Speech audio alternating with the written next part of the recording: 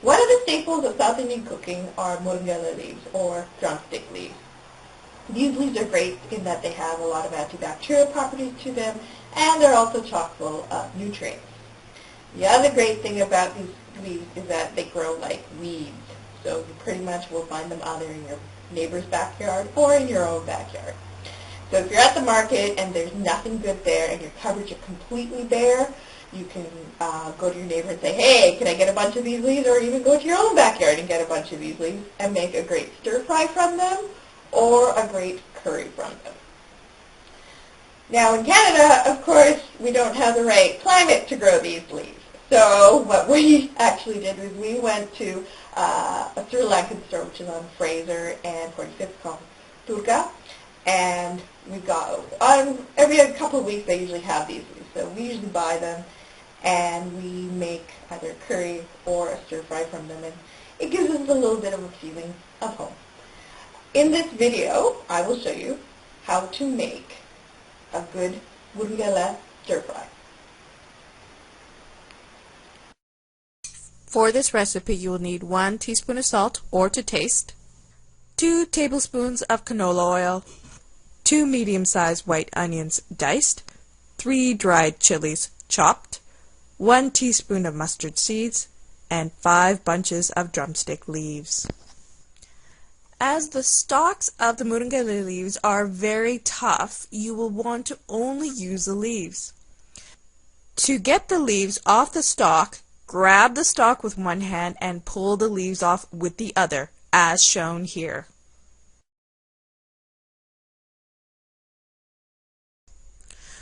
Once you have taken all the leaves, wash them thoroughly with water, and then drain them with a colander. In a hot pan, add the oil.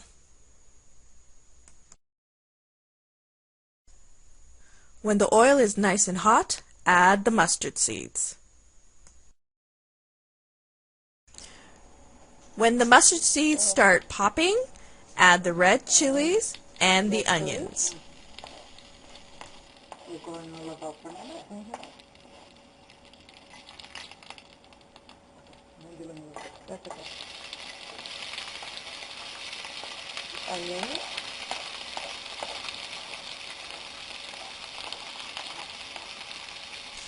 Saute the onions until they are slightly brown.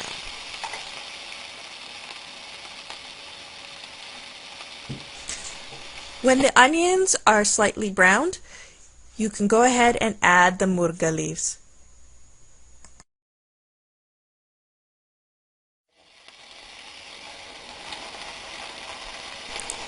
After you've added all the leaves to the pan, you want to constantly stir, making sure that they don't get stuck to the bottom of the pan or clump up. After a while of cooking, the leaves will start to wilt and reduce.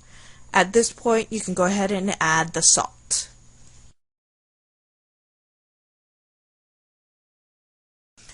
After adding the salt, keep sauteing the leaves. You will find that as you cook, water will start coming out of the leaves. You will want to keep cooking the leaves until all the water has evaporated. After all the water has evaporated, the leaves should look like this. At this point, the dish is done and you are ready to eat.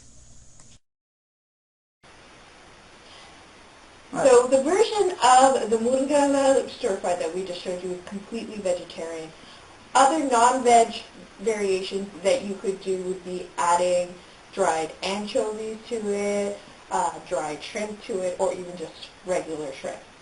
It's totally up to you. And the way that we usually eat it is with some rice and some curries, or you can also have it with some roti, or you can even actually have it plain because it's quite flavorful on its own. I hope you cook this dish and get a real sense of what South Indian cooking is like. Thank you.